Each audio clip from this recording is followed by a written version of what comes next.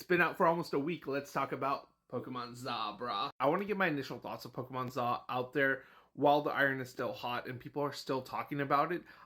I am enjoying my time with it. I think this is a solid addition to the Legends game series, and it kind of builds upon the mechanics of Pokemon Arceus and kind of does it a little bit better. I think the exploration aspects of Arceus was a little bit more well fleshed out, and there was more to do, but also the world did feel a little, it felt vaster, like it was bigger, but it also felt kind of empty at the same time. Whereas here, it feels a bit fuller, but kind of small. The gameplay itself is a bit repetitive, especially the more focus on catching Pokemon that the Legends series is kind of forcing you to do. But I do like that this one actually has a better focus on battle. And it does a battle, like kind of a real-time battle formula, which I think works. I think I like it more than I did in Arceus, where it had the strong style and the agile styles, which were okay, but it felt kind of clunky at times. Whereas here, if it's more of a real-time, reactive kind of battle format, while I do find some of it a little bit clunky, but I find it fun and engaging. I haven't beaten the game yet, but like I said, I wanted to get my thoughts out there. And for the most part, I am having fun exploring the city, unlocking new levels, new spaces.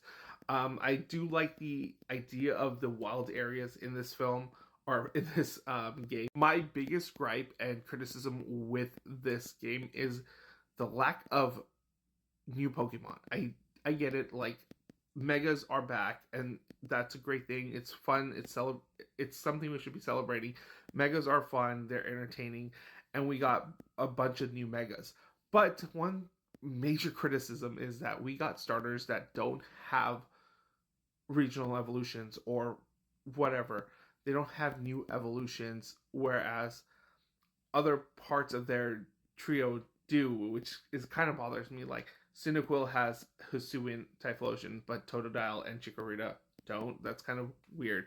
Oshawott has Hisuian Samurott, but Tepig doesn't have anything like other than a Mega. The thing with Megas is it's fun, it's entertaining, and it's a good mechanic. I think it works really well here because it's less focused on competitive battling, and it's just there for fun and to be a challenge. But Megas are temporary.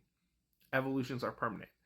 And to not have new evolutions for Pokemon that can really use it, especially like, things like Tepig and Chikorita, who are very unfavorable Pokemon for the most part, could have really helped them having a more permanent evolution that was strong and competitive and interesting to use maybe in a later.